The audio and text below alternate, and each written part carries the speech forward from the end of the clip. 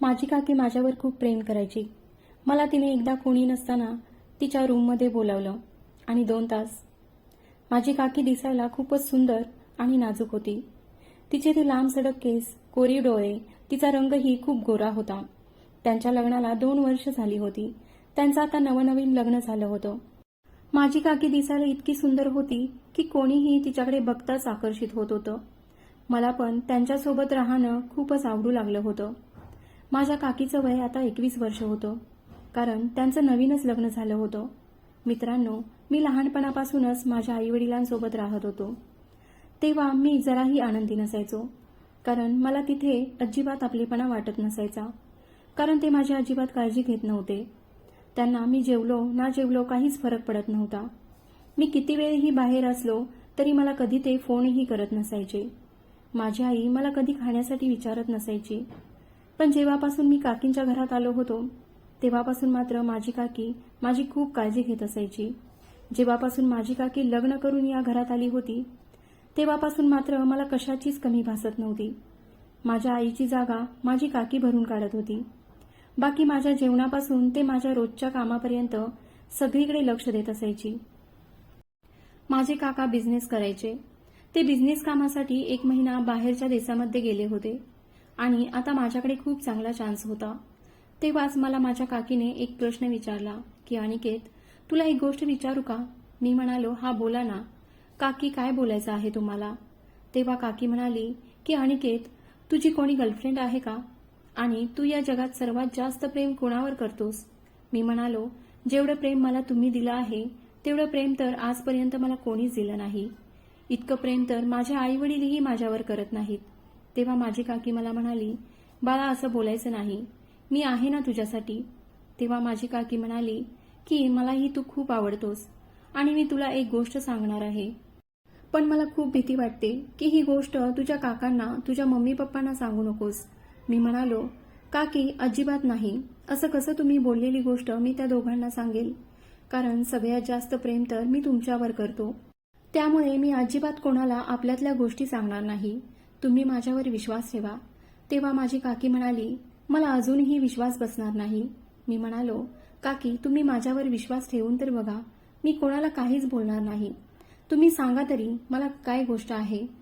तेव्हा त्या म्हणाल्या की जेव्हा हे सगळे झोपतील तेव्हा तू रात्री माझ्या रूममध्ये ये. आज तर काकाही घरी नाहीत, त्यामुळे जी गोष्ट आहे ती मी तुला रात्रीच सांगेन. मी म्हणालो, ठीक आहे काकी, जसं तुम्ही सांगाल तसं. सकाळी आम्ही नाश्ता केला, नंतर जेवणही केलं. त्यानंतर दुपारी मी आणि काकी दोघेही झोपी गेलो. मी विचार करत होतो की मला काकीला असं काय सांगायचं आहे. मला झोप येत नव्हती, तरी मी डोळे झाकण्याचा प्रयत्न करत होतो. मी असा विचार करत होतो की काकीला असं माझ्याशी काय बोलायचं असेल आणि तेही त्यांच्या रूममध्ये. मला त्यांच्या रूममध्ये का बोलावलं असेल? माझे आईवडीलही काही दिवसांसाठी काका काकींकडे आले होते. ते इकडे सुट्टीसाठी आले होते. मी असाच विचार करत बेडवर पडलो होतो. माझ्या डोक्यात सगळे तेच विचार चालू होते जे माझ्या काकी माझ्याशी बोलल्या होत्या. तोपर्यंत माझी मम्मी रूममध्ये आली आणि म्हणाली की बाळा, काय झालं? तू इतका घाबरला का आहेस? मी म्हणालो, काही नाही ग, असंच. ते सगळं सोड, मला एक सांग, तू कुठे बाहेर निघाली आहेस का? तेव्हा ती म्हणाली की हो, मी आज तुझ्या आजीकडे जात आहे, कारण आजीचा फोन आला होता, तिची तब्येत ठीक नाही. तेव्हा घरात तू तुझ्या काकीची काळजी घे, कारण काका घरी नाहीत आणि पप्पाही माझ्यासोबत तिकडे येत आहेत. 2 दिवसांनी आम्ही माघारी येऊ, तू नीट राहा. मी म्हणालो, अरे वा, आता तर खूप चांगलं झालं. आज तर घरी कोणीच नसेल. म्हणजे मला आज काकीसोबत मी खूप खुश होतो, कारण मी काकीच्या मनात काय आहे ते ऐकून घेण्यास तरसत होतो. जेव्हा सगळे लोक निघून गेले तेव्हा मी माझ्या काकीजवळ गेलो. रात्रीचे 6 वाजले होते. तेव्हा मी काकीकडे गेलो आणि त्यांना त्यांच्या मनातली गोष्ट विचारू लागलो. काकी म्हणाला, थोडंसं वाट बघ अनिकेत, रात्र तर होऊ दे, तेव्हाच ही गोष्ट मला तुला सांगता येईल. पण तुला माझी एक अट मान्य करावी लागेल की तुझ्या मम्मी पप्पांना आणि तुझ्या काकांना ही गोष्ट थोडीही समजता कामा नये. मी म्हणालो की मी ही गोष्ट कोणाला सांगणार नाही. आता तरी सांगा. आता मात्र मला राहावत नव्हतं. मी काकींना विचारत होतो, पण काकींनी मला काहीच सांगितलं नाही. मी रात्र होण्याची वाट बघत होतो. रात्री आम्ही जेवलो. सगळं वातावरण शांत झाल्यानंतर मी माझ्या काकीच्या रूममध्ये गेलो. रूममध्ये गेल्यानंतर काकींनी मला आत बोलवलं आणि बेडवर बसायला सांगितलं. बेडवर बसल्यानंतर मात्र काकी काहीतरी वेगळंच वागत होत्या.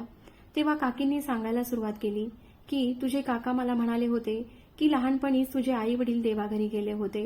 ते एका कार ऍक्सिडेंटमध्ये मरण पावले होते. तेव्हा तुझ्या काकांनी तुला आपल्या घरी आणलं होतं आणि लहानपणापासूनच ते तुझी खूप काळजी घेत होते. पण काकांचे छोटे भाऊ, ज्यांना कोणीही मूलबाळ नव्हतं, त्यांनी तुला दत्तक घ्यायचं ठरवलं आणि तुझ्या शिक्षणाची जबाबदारीही घेतली.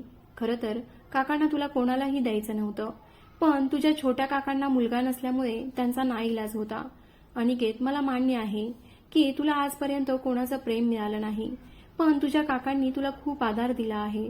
ते तुला त्यांच्या मुलापेक्षा जास्त प्रेम करतात आणि कायम तुला हे लक्षात राहिलं पाहिजे. बाकी गोष्ट ऐकून मात्र माझ्या पायाखालची जमीनच सरकली होती.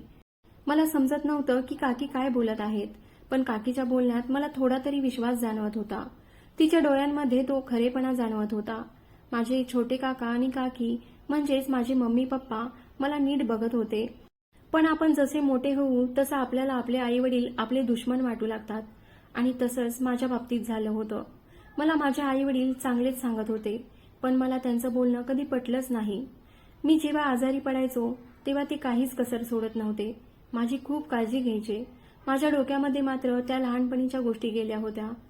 मला आता असंच वाटत होतं की ते अजूनही माझ्यावर प्रेम करत नाहीत. मला या गोष्टीचा त्रासही तेवढाच होत होता. पण आता मात्र माझ्या काकीने माझे डोळे उघडले होते. माझ्या काकीने जे काही सांगितलं होतं त्याच्यावर माझा अजूनही विश्वास बसत नव्हता. म्हणजे हे सगळं माझ्या मनाचे खेळ होते. आपण जे काही विचार करत असतो तसंच होत असतं आणि कोणाचेच आई वडील आपल्या मुलाला कमी प्रेम देत नाहीत. त्यांचं आपल्यावर खूप प्रेम असतं. पण जसं आपल्या मनात प्रेम रुजलेलं असतं तसंच आपला बघण्याचा दृष्टिकोन होत असतो. त्यामुळेच कोणाला तरी दोष देताना नक्कीच विचार करायला हवा की त्या माणसाचं आपल्यासोबत काय नातं आहे आणि तो असं का करेल. त्याच्या जागी उभा राहून जेव्हा आपण विचार करू तेव्हाच आपल्याला स्वतःच्या चुका लक्षात येतील.